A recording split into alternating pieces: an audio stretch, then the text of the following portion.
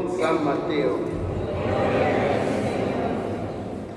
Jesús dijo a sus discípulos: ustedes han oído que se dijo, ojo por ojo y diente por diente.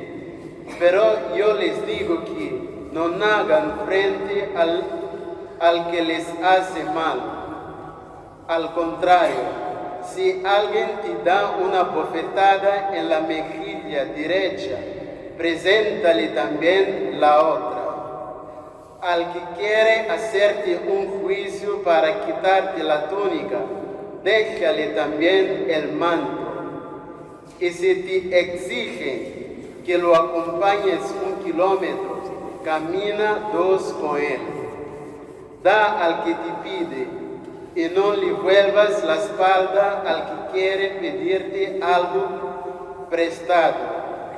Ustedes han oído que se dijo: amarás a tu prójimo y odiarás a tu enemigo. Pero yo les digo, amen a sus enemigos, rueguen por sus perseguidores. Así serán hijos del Padre que está en el cielo, porque Él hace salir el sol sobre malos y buenos, y hace caer la lluvia sobre justos e injustos. Si ustedes aman solamente a quienes los aman, ¿qué recompensa merecen? ¿No hacen lo mismo los publicanos? Y si saludan solamente a sus hermanos, ¿qué hacen de extraordinario? ¿No hacen lo mismo los paganos? Por lo tanto, sean perfectos como es perfecto el Padre que está en el cielo. Palabra del Señor.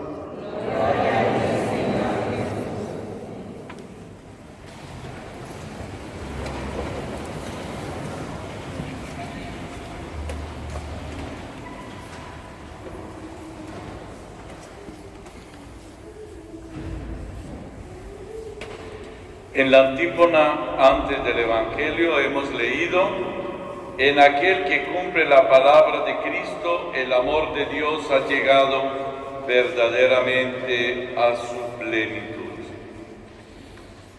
Y ese es el mensaje que nos viene de las lecturas de hoy. Vamos a tratar de descubrir a través de las lecturas qué es lo que el Señor nos quiere decir hoy. En la primera lectura hay una invitación a todo el pueblo de Dios, a todos los creyentes.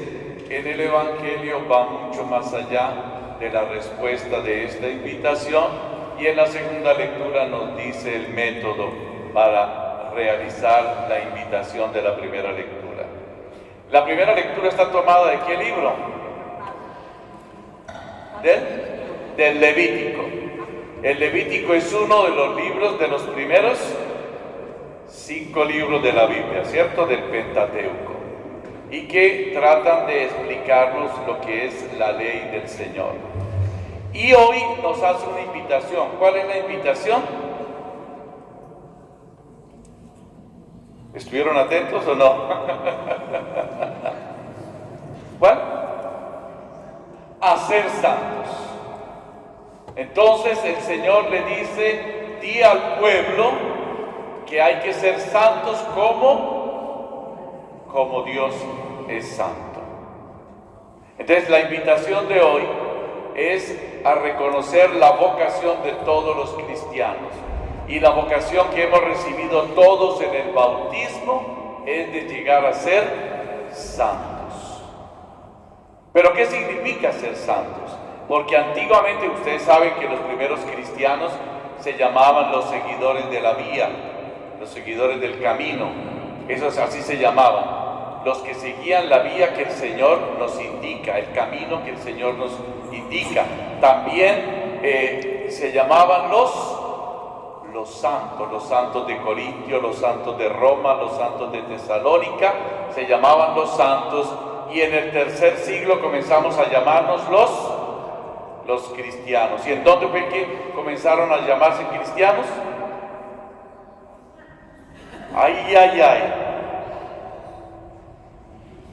En Antioquía. lo que hoy sería Turquía. Allá comenzaron la primera vez que comenzamos a llamarnos los cristianos. Y bueno, pues entonces, si en ese tiempo se llamaban los santos, era porque esa es la vocación nuestra. Ese es el objetivo de nuestra vida, llegar a ser santos. Y como lo decimos hoy, llegar a ser cristianos significa ser otros Cristos. Como lo dijimos el domingo pasado, a pensar como Cristo, a amar como Cristo, a actuar como Cristo.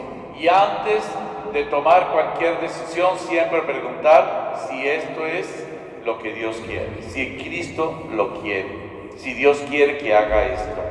Bueno, hoy da una respuesta a cómo ser santos en la primera lectura. ¿Cómo debemos ser santos según el Levítico, la primera lectura? Él lo dice en negativo y lo dice en positivo. El negativo es no odiar y no vengarse. Él lo dice, ahí está en la primera lectura. No odiar y no vengarse. En otras palabras, amar al prójimo. Entonces, ser santo significa amar al prójimo. Y ya sabemos la traducción de prójimo, ¿cierto? ¿Cuál es la traducción? ¿Se acuerdan ustedes del pasaje del samaritano?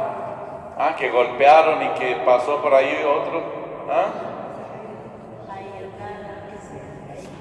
Eso, bueno, entonces ahí Jesús le devuelve la pregunta al publicano, porque el publicano decía, ¿de quién? ¿Y quién es mi prójimo? Y Jesús le responde, ¿de quién yo soy próximo? ¿De quién yo soy prójimo? Entonces ya la pregunta es diferente. Jesús nos cambió la pregunta.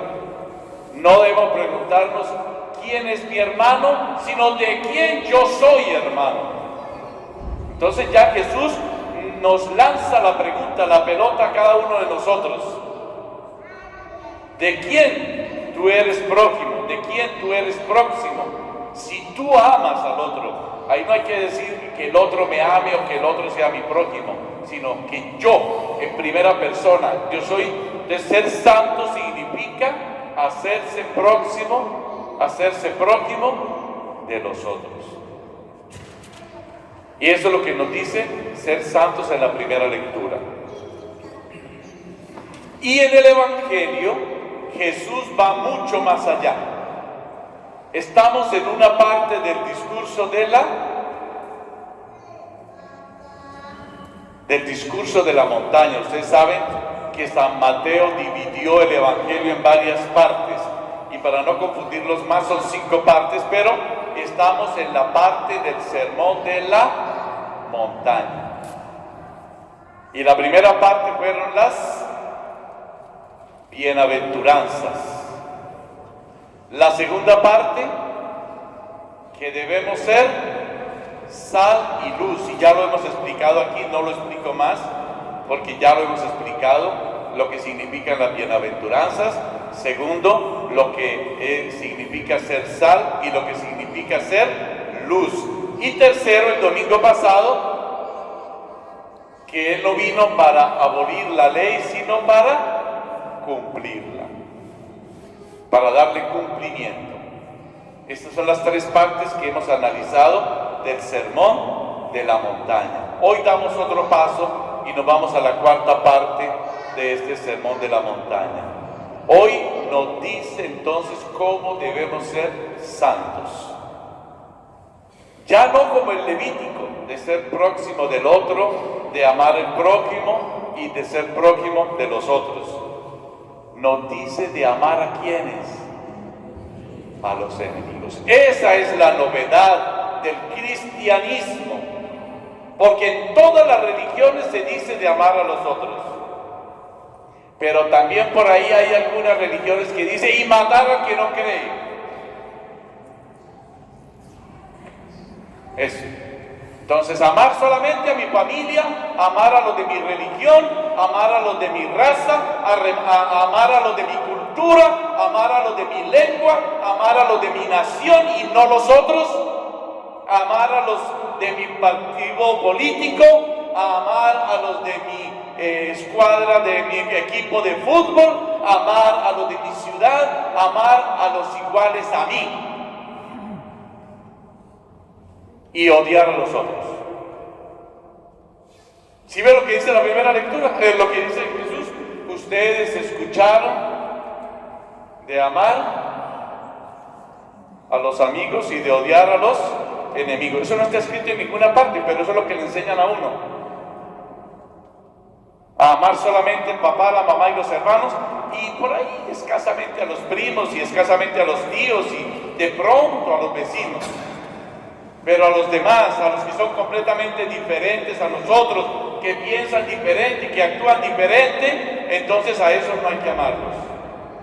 Se lo dicen a uno, pero como dicen por ahí, hay un proverbio que dice, no le dicen a uno perro, pero le muestran a uno el collar. Eso. No le dicen que no te quiero, pero tú no eres, ay, tú no eres peruano. Lástima. Ay, tú no eres de la Legión de María. Lástima. Tú no eres de los carismáticos, lástima. Tú no eres de mi hermandad, lástima. No le dicen a uno perro, pero le muestran el collar. Tú no eres como nosotros. ¿Ah? Tú no eres como nosotros. Me acuerdo que en Canadá una niña le dice al papá, el padre, ¿qué lengua está hablando? Porque yo lo entiendo, pero habla diferente a nosotros. Con otro acento. Eso, bueno, entonces no es como los nuestros. ¿Y se acuerdan ustedes de ese discípulo que le dice a Jesús, hay alguien que está profetizando en tu nombre y hay alguien que está haciendo milagros en tu nombre, pero no es de los nuestros? No es lo de mi movimiento religioso, de mi religión o de mi política. Y Jesús nos dice aquí que hay que amar hasta los enemigos. Hasta los que me hacen daño, hasta los que me ofenden. Pero para llegar a amar a los enemigos, a los que nos ofenden, nos hacen daño, nos esclavizan, nos extorsionan, los que nos esclavizan, hay que ponerse un impermeable. ¿Para qué son los impermeables? Para que no nos entre el agua, ¿cierto? Para protegernos del agua, de la humedad. Y para ustedes ya saben cómo se debe vestir uno en invierno, ¿cierto? Porque los jóvenes, ¿qué es lo que hacen? Se ponen una camisita y una chaqueta gruesa. Y eso no los abriga.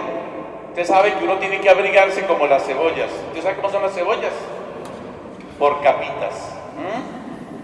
Una capa y otra capa y otra capa. Y así es como uno se protege del frío. Eso, y lo último es la chaqueta, así sea gruesa o sencilla, pero que nos proteja del viento. Que no deje entrar el viento, que no deje entrar la humedad, que no deje entrar el agua a nuestro cuerpo. Pues así nos toca a nosotros ponernos una chaqueta, un impermeable, para no dejar entrar las ofensas de los otros, los insultos de los otros. Porque si entran a mi corazón, me llenan de odio, de espíritu de venganza y de maquinar cómo hacer caer al otro. Cuando uno no tiene necesidad de vengarse, los malos caen ellos solitos. Porque cuando uno le desea el mal a alguien, es como un boomerang, ya lo hemos dicho, ¿cierto? Se regresa hacia nosotros.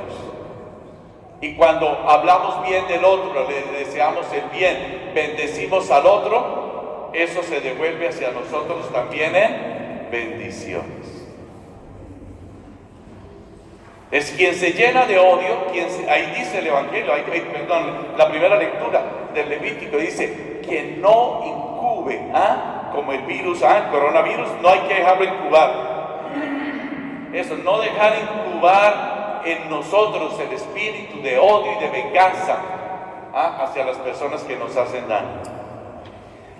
Tengamos presente otra cosa, de no tomar en primera persona las cosas. Esto lo dicen los psicólogos. Porque cada persona se comporta como quiere. A nosotros el de acoger lo que él diga o haga como una ofensa. Si nosotros ignoramos la ofensa, entonces el que sale perdiendo es la otra persona, no nosotros. ¿Cuándo es mejor la corrida de toros? Cuando el toro se pone bravo y agresivo, ¿cierto? Entre más agresivo esté el toro y más bravo se ponga el toro, mejor es la corrida de toros. Bueno, de paso yo soy enemigo de las corridas de toros, soy enemigo de la pelea de gallos, soy enemigo de la pelea de animales, de cualquiera, de carrera de perros, de carreras de estos, de peleas de perros. Yo soy enemigo, yo soy amante de los animales y odio a las personas que atacan los animales y detestan los animales y hieren los animales, y yo soy contra eso, porque todos somos criaturas de Dios y debemos respetar también las criaturas de Dios. Cierro paréntesis. Entonces, entre más bravo esté el toro, mejor es la corrida. Si nosotros nos afligimos, nos echamos a morir, nos metemos por tierra, ay, porque me ofendieron, porque me insultaron, porque no me tuvieron en cuenta, porque no. Entonces, ¿el otro ganó o no? Eso es psicología, eso no es ni espiritualidad, es psicología. Entonces, el Señor lo que nos dice aquí es que debemos superar eso, ir mucho más allá y amar hasta nuestros enemigos, ver en toda persona a un hermano, a una hermana, a una criatura de Dios. Y las cosas serían muy diferentes, muy diferentes. Después dice de poner la otra mejilla, ¿cierto? ¿Y eso qué significa? Porque yo tengo un amigo que le dieron una cachetada, puso la otra, le dieron la otra cachetada y dijo, hasta aquí llega el evangelio. Hasta aquí llegó el evangelio, hasta la segunda mejilla. Después ya me toca a mí. ¿Es eso? No. ¿Qué hizo Jesús en la vida? En la vida de Jesús, ¿qué hizo? A los que creían, ponían toda su confianza en sus riquezas, ¿qué les dijo? Necios, ustedes no van a entrar en el reino de los cielos porque ponen toda su confianza en las riquezas. A los sacerdotes y a los levitas que se aprovechaban de la gente en el templo, les dijo raza de víboras, ¿o no? A los fariseos que se creían mejor que los otros, entonces también les dijo sepulcros blanqueados. Son lindos por fuera, pero la podredumbre está por dentro. Entonces, y a don Herodes, que se creía que era el rey de todo y no tenía ningún poder ni siquiera político, era un fantoche desde el gobierno de Roma, le dijo don nadie, zorra. Entonces, ¿qué significa eso? Significa que nosotros hacemos la revolución de la no violencia, cuestionando todas las leyes que producen opresión, injusticia institucionalizada, que producen corrupción, que destruyen al pueblo. Nosotros no debemos ser sumisos. Nosotros no debemos ser bobitos, mansos pero no mensos. Y debemos cuestionar los sistemas de opresión, los sistemas totalitarios, los sistemas que destruyen a la gente. Usted puede cambiar el chofer, pero si no cambia la máquina, las cosas seguimos lo mismo. En nuestros países cambiamos de presidente, pero sigue la misma política de corrupción. El mismo sistema de corrupción que puso a ese presidente o que puso a esos responsables, siguen robando al pueblo. Que para construir una carretera vale más la corrupción que lo que invierten para construir esa carretera o ese puente, y duran 15, 20 años construyendo un puente que, miren, en la China construyeron un hospital en 10 días. ¿Sí ve que sí se puede? Se puede. Pero en nuestros países pasan 15 años, 20 años para construir un miserable puente. Una carretera. En Colombia se ha pagado 3 veces una carretera que quería hacer la carretera que atravesaba toda Colombia y casi me mato ahí yo en esa carretera porque un camión se me vino encima. Entonces, y se ha pagado ya 3 veces y no se ha construido. Entonces, aquí lo que el Señor nos dice es de cuestionar todos esos sistemas que producen odio, que producen venganza, que producen sufrimiento, que producen terrorismo, que producen la violencia, porque eso no es gratis. Entonces es eso, cambiar esa situación. Nosotros estamos llamados a la no violencia, pero a transformar con la no violencia, a romper el círculo de la violencia, de la corrupción, el círculo del sufrimiento de nuestra gente. Tenemos que cambiar todo eso.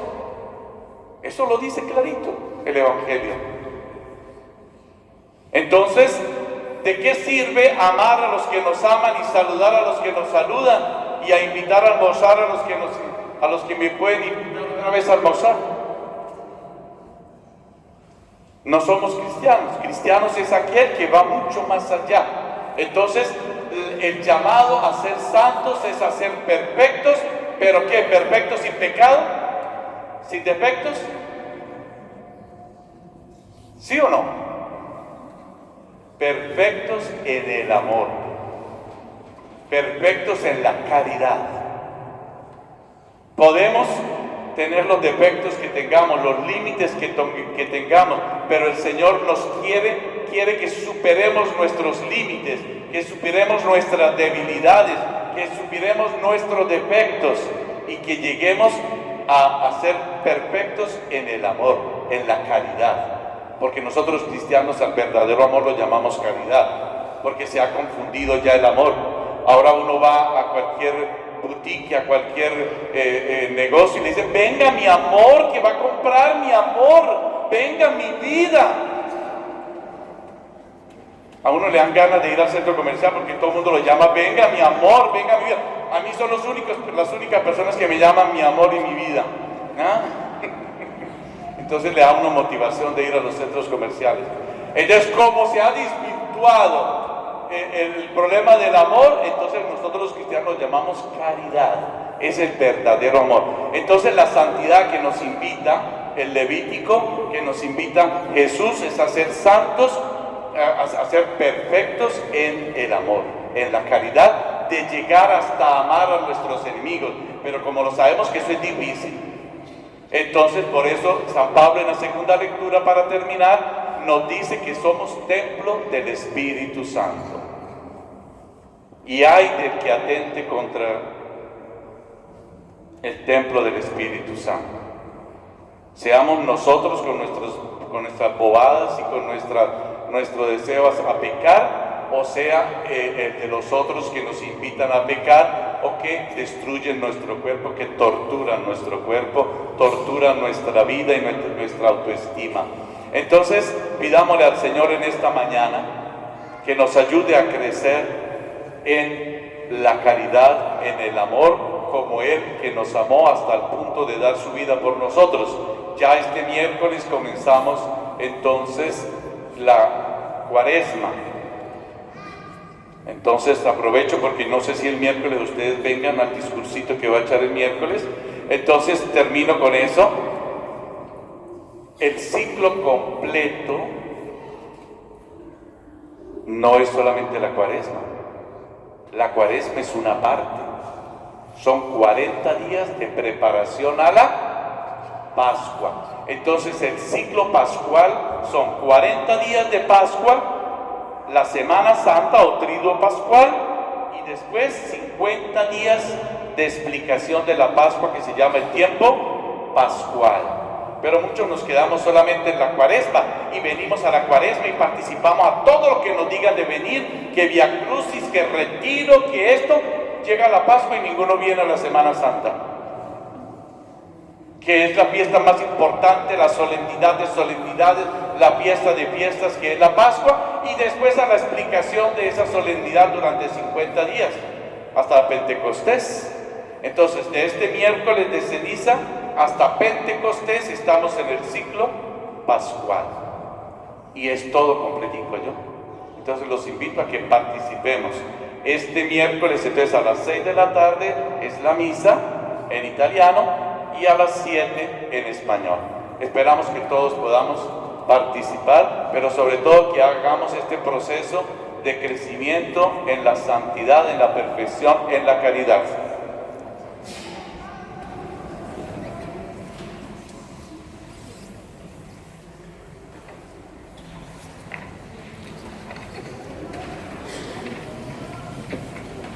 Y ahora profesemos nuestra fe.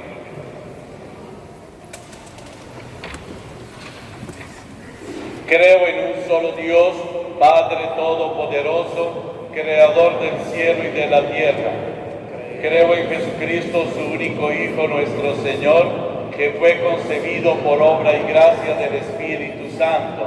Nació de Santa María Virgen, padeció bajo el poder de Poncio Pilato. Fue crucificado, muerto y sepultado, descendió a los infiernos, al tercer día resucitó de entre los muertos, subió a los cielos y está sentado a la derecha del Padre.